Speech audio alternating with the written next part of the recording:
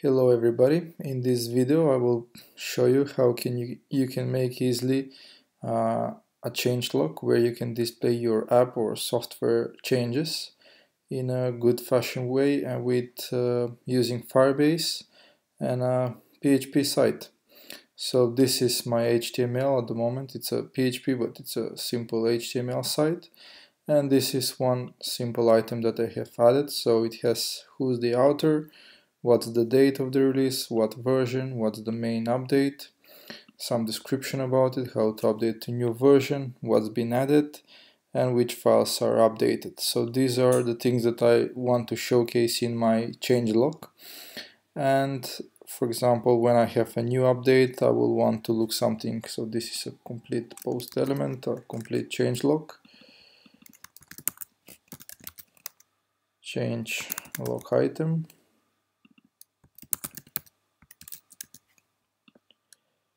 And when I have two, I will want to look something like this, so version 3.1, 3.02 and so on. So to do that, I will get back to this. I will create a Firebase database. I already have done it. So in it I have a document, restaurant, log, then some items. So we should define first what items we will need, and that's the author name. So we'll create author, that's Daniel Dimov. Then we will need date. Date today is 17 December 2017. So this is a string. Then we need version. We already have the version added. We have the description, some description. Then we have to have a name for what's the biggest change. So Stripe functionality added. Then we have app changes and update fields. So these are more like arrays of changes. So for the app change, so this tells what are the features or the bugs fixed. So for that I will create changes, and then this will be an array of items. So how to structure this correctly? So on position 0, this way we can create an array. We have the name of the feature, so that's name Google authentication added, and then we have what type, so it's feature type feature, and I will add this element. And then I have another type of update fields. This in fact should be updated files. Updated fields should be updated files, something like that, so the user know which files are updated. So then in that case we have files that has been changed. We have the first element, then we have the name, which is the file, in fact, which is, for example, CRS index.js, and then I had in that element type. What type of is it new file, is it updated, is it deleted? So in this type I can add updated.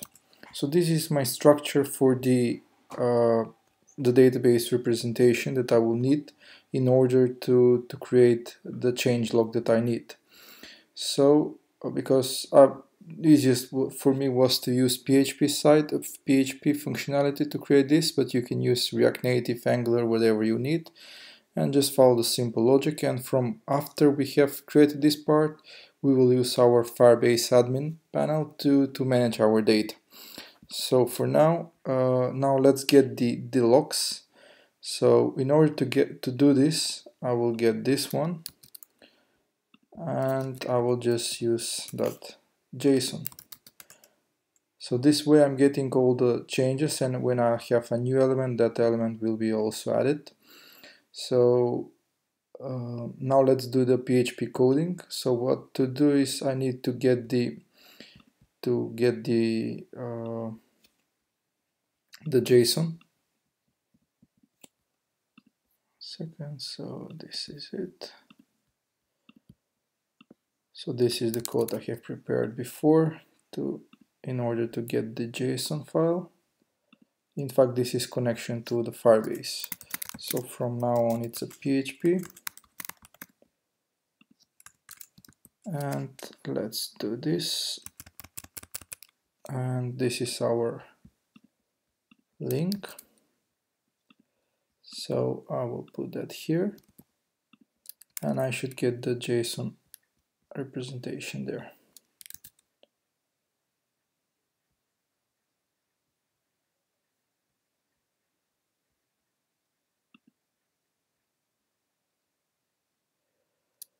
What's happening? JSON file get. I'm sorry, we don't have the access token, so it's just the JSON element at the moment. And it should be not echo, but maybe printer. To see what we have in the JSON. Yes, so we have this JSON file is converted into a object, of a PHP object, and that we can use to get our data from it. So in order to display like this one, we will need to use these functions, these elements to display here. So let's start. Outer changes. Okay, so we have an array. This is directly an object, and an object that is named by value. And we don't know these values beforehand. So in order to go throughout, we will use for each, and we will use for each, and then object as key and value. So I will print the object each time. Printer the key, so I can see it's okay. I will remove this print. And yeah, so when we have multiple items, they will be displayed. So yeah, let's start. I will put this back on so I know what's happening.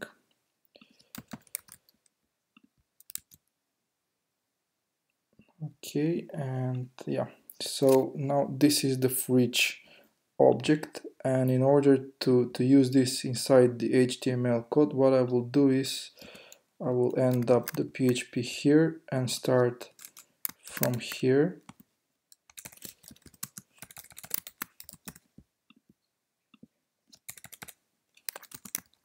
So whatever is in this space, it is HTML code, so I will use that.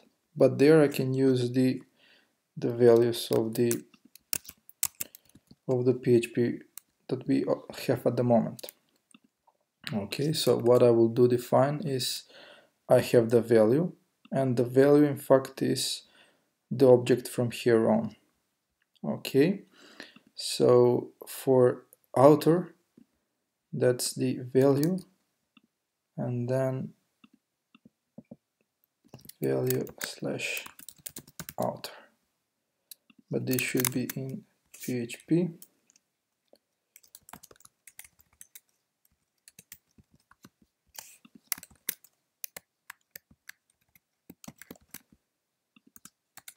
I'm not a professional PHP developer, so maybe there is of course there is an easier way. to do this, but yeah, let's do the old-fashioned way and see if it works. Okay, so I will change the name to Valeria Dimova and see if this is changed. Yeah, it works. So yeah, let's move fast now. So what I will do next is the date, then the version, then the name, then I have the description,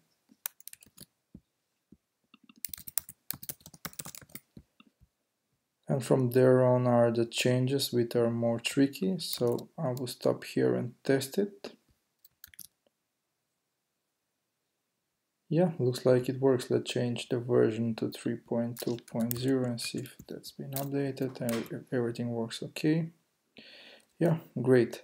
So now I need to do the app changes, and if I see that app changes are here in the changes, so what I will have to do is here on the app changes I will have to do another PHP element, another sub for each,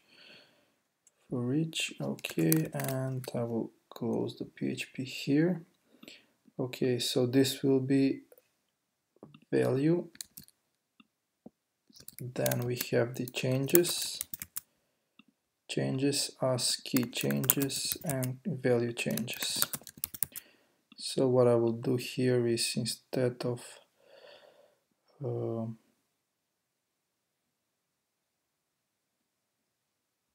I will do echo, and then so you can use it this way also,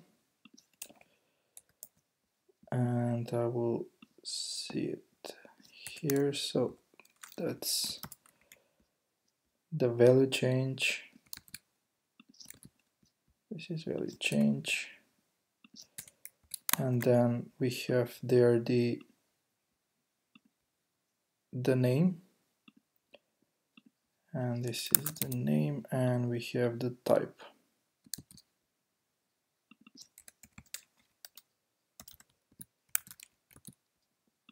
Okay, this should work this way, but yeah, let's test it.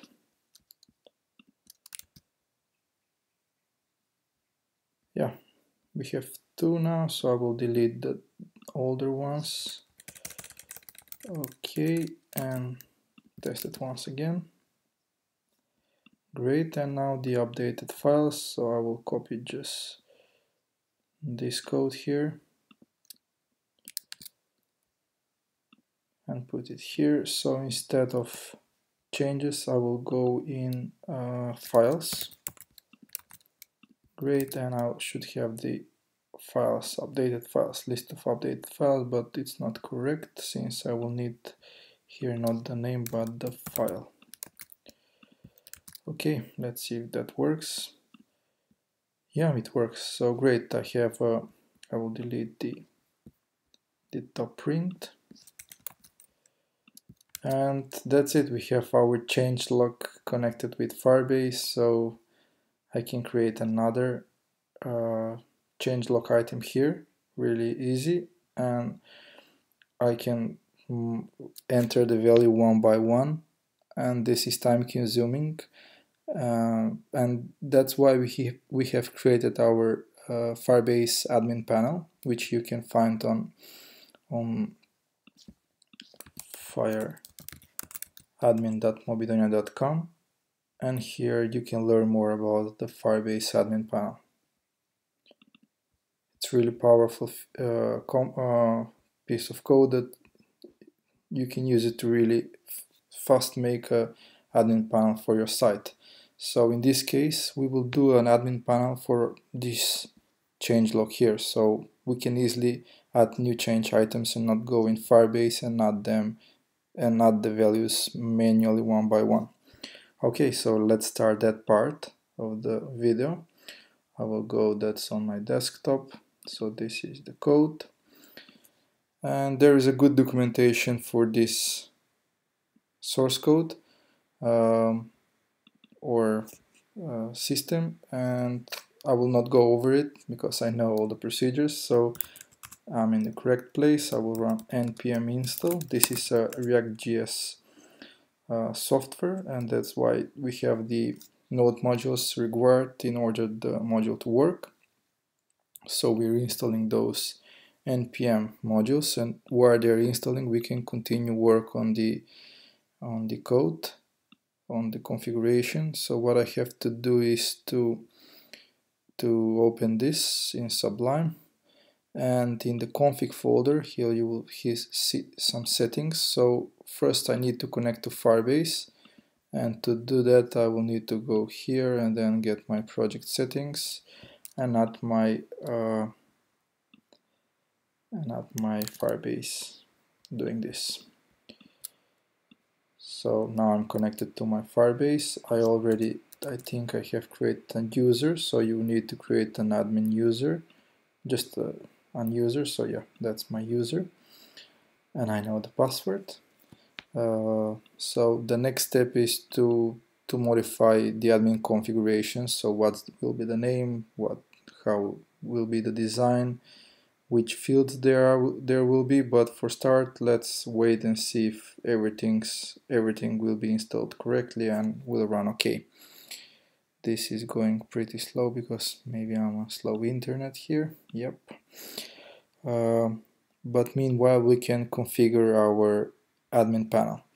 Okay, so we connected to our Firebase instance, and the next step will be to define what is our menu, what we will have in our menu list. Okay, so this is the navigation, in fact. So first item is the dashboard, a simple dashboard site that opens, then is this element, then this is in the demo. So what I will do is I will look for this one, so I will remove this too. It's like this, and I don't need push notifications for this element. Okay, so Fireadmin, this I'm telling to the admin panel that I want to use Firebase. I can use also Firestore. What is the path to our data? So I will find the path from here. So the path to my data is the log. So I will copy this part. Okay, and what is the name of the navigation? I want to name changelog, and this is for specific app. For this is for restaurant changelog. As you can see, I'm under some element. I can later on modify and have more apps under the same admin panel.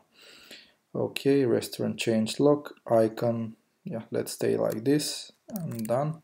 Let's see, where is the install? It's getting slower. We can continue on. Okay, so we have set up our navigation, and we will go over the schema settings here. So these schema settings are used for if you want to install new element inside your database, inside your from your admin panel. In order to do this, if you don't have a lot of data, best will be to export all your data as JSON, and I will use that. So I need the document part only, and I don't need this. This is from another software, so I will remove this. And in fact, I'm using my database export as a schema, so the admin panel knows how to install my element. Okay, so I will need to modify some fields. So here I'm setting up what will be the default values. So I will say author name, some feature, then the date. We can put whatever date we want, and I think this is okay for now. Starting functionality added. Name what change you have done, and version 1.2.0. Okay, this doesn't look really good, so I will cancel it and try to install once again.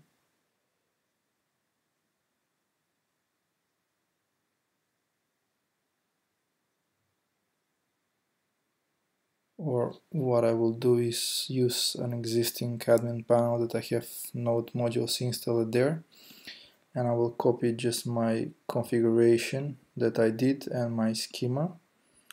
So because this is getting too long to respond. Okay, let's go there.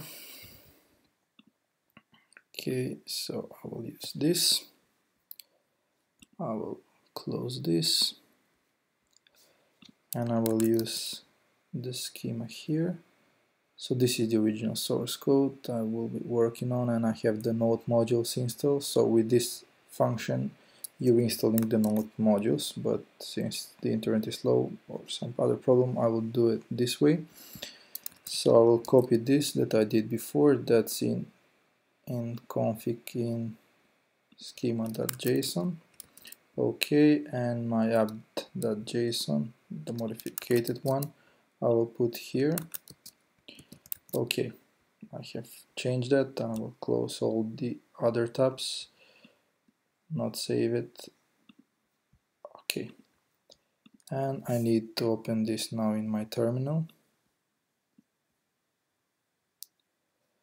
So what I have to do now is just run npm start, and I have the admin panel up and running,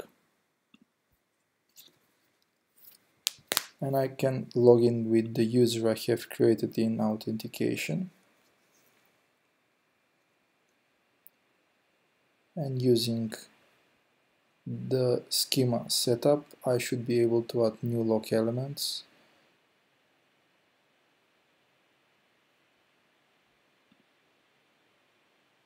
Yeah, I'm already logged in that admin panel, so this is my restaurant changelog, and I should be able to see the versions that I have added.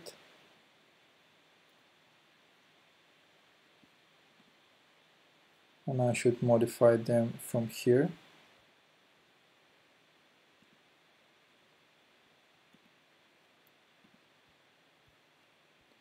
Because I have set up that the date is the date field. When we have a date time or just date, this is a date field. That's why this is displayed. Okay, so this version is 4.2.0. I can use for the description HTML. You see by default this gets a text area. Who's the author? It's Daniel Dimov. And I'm able to add new changes, so I can say that I add some other features. So for example, I fixed a bug, and you see this type field by default is a drop down, because this is how it's set up. Type, yeah, relation, but I will create it like a simple drop down. Radio checkbox drop down, that's type. So I will create checkbox of type, which is bug fix. Then I have feature or improvement. Okay, and this should be automatically refreshed. Correct. And I should be able to select what I want. So in this case, this is a feature that I'm adding. So, or let's say bug fix. I fix it error on scroll. Okay, and inside our changelog, this is automatically So this is how easy it was for us to create a changelog and modify its values. But with this admin panel, we should have another functionality, and that's creating an element. So I should be able to have a plus button here and add a new element lock. Why this is not displayed is because we haven't defined this element as a key. So in order to do this, I will do this thing. I will, in a relation for join, prefix for join, I will use the number 3, and let's see what will happen.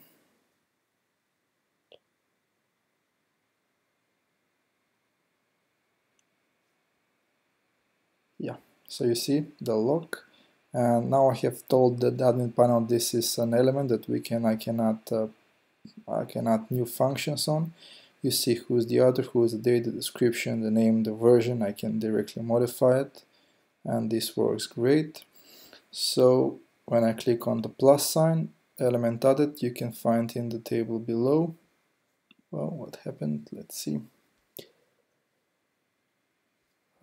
This is not because we should restaurant. You will see now why.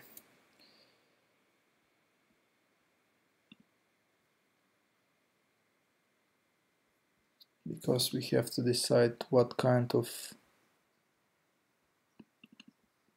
key we want to use, and in this fact is a timestamp. No, sorry, the rules say that we cannot add an element. At least this is what I think it is. Right authentication is not null, so it's true. Let's see our database. Yeah, the element inserted, but it uses the push. So yeah, 1 second and we will fix that.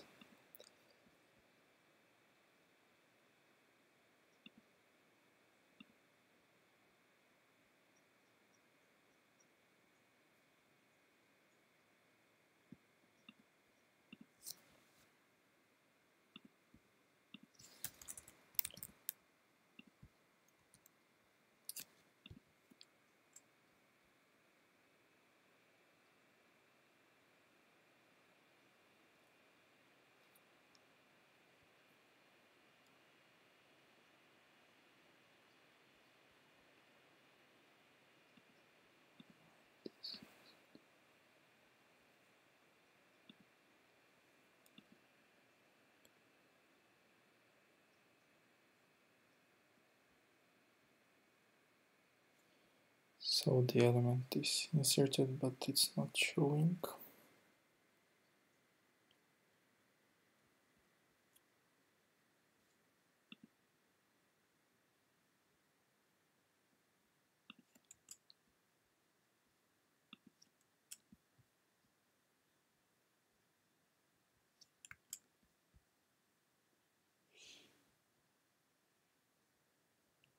Here we have that.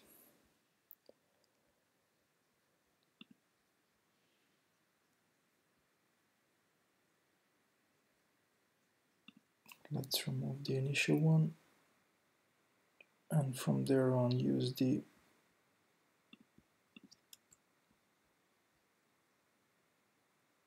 because that element was added manually.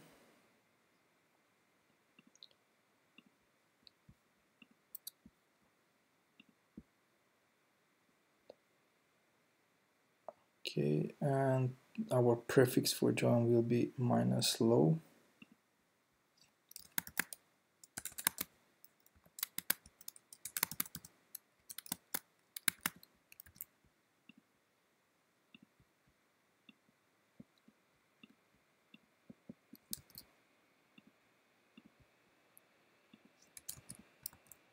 1 0, okay.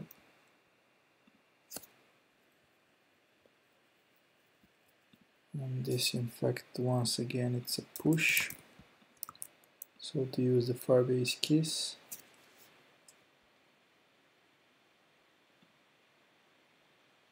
Okay, let's do that.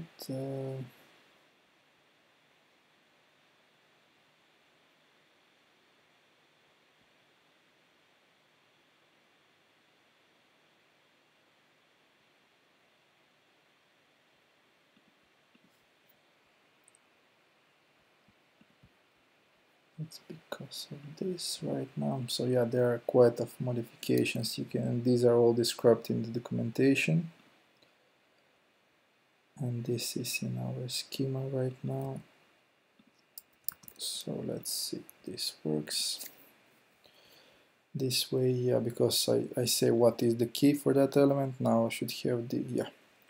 So from now on I will be able to add the new lock, because this element, the old element, was inserted by me manually, and when I insert the new element it uses the Firebase key by default, and from there on I deleted the old element, start to use the new one, but in our schema we have 300, something like that, that I use as a version name. That was not correct, and using this way the schema could be useful, and the Firebase admin, based on this key, looks for the what to insert there, and I was able to insert new element, and I will be able to modify that element.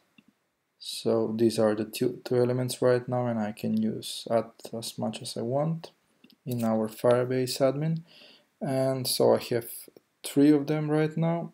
I will modify one to be version 1.1.0, so this one be 130.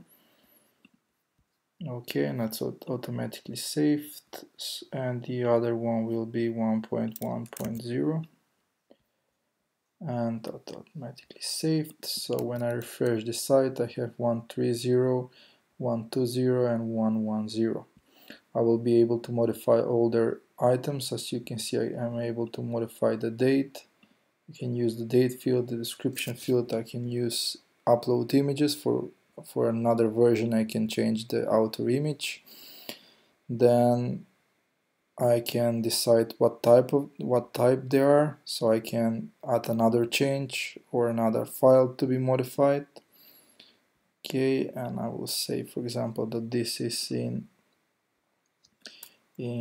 30 blog.php, and it's so because it's a same type, it uses the same field, so this is one of the limitations. So in the type field, in the type drop down, we can say also deleted, added, or updated. So when I add a element of type change, I will know how that I should select, for example, added, and that's it. So I should have here another in 1.1.0 updated files. I should have the block as added. So yeah, although we had some problems on the road with setting up the schema, this is one of the most difficult part, and we have a good explanation about that part here in a video. And here you can see how you can use the Firestore schema or the Firebase schema setup. Also we have a good written documentation, and you can use our support also to help you out with setting up your admin panel. But I think in this video you learned how easy it is to make a simple changelog site that we can use for modifying to do our changelog, a simple Firebase structure, simple PHP code, and with the help of our admin panel you can create a really help you out with making a changelog like this one.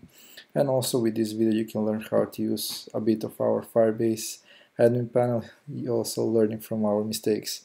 Thanks for watching, and hopefully you will like the video and the Firebase admin. Bye.